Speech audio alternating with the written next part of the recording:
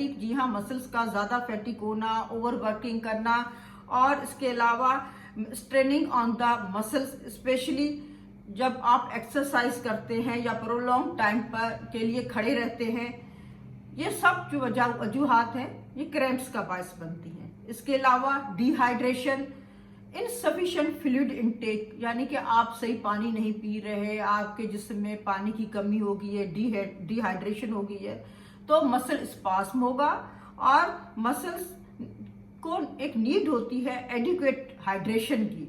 अगर उनकी हाइड्रेशन पूरी नहीं हो रही है तो वो अपना फंक्शन जो है वो प्रॉपरली नहीं करेंगे। इसके अलावा इलेक्ट्रोलाइट इम्बैलेंस, जी हाँ, imbalance in minerals like potassium, magnesium and calcium की वजह से भी क्रैम्प्स हो सकते हैं।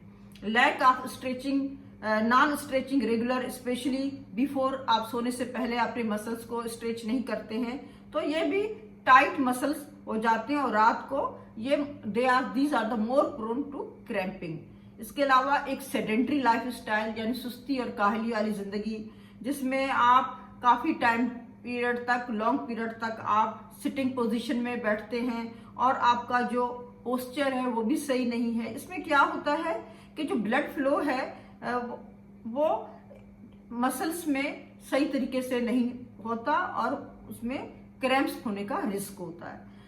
इसके अलावा एज, जी हाँ, एक जो रिस्क फैक्टर है एक्सपीरियंस लेग क्रैम्प्स, उसमें एज भी एक अहम फैक्टर है।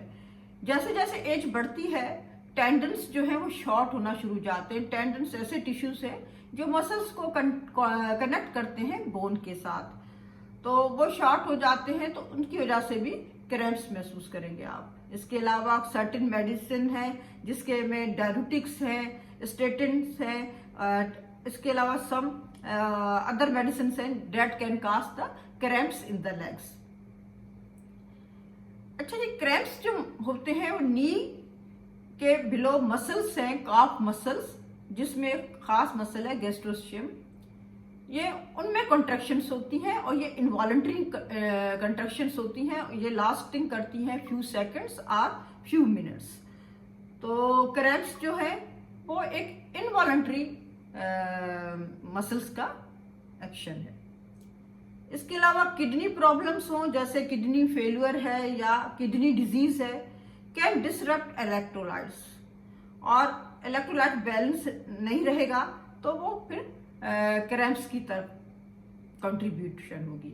इसके अलावा जो डायबिटिक्स पेशेंट हैं, डायबिटिक नर्व डैमेज हो जाता है, डायबिटिक न्यूरोपैथी हो जाती है।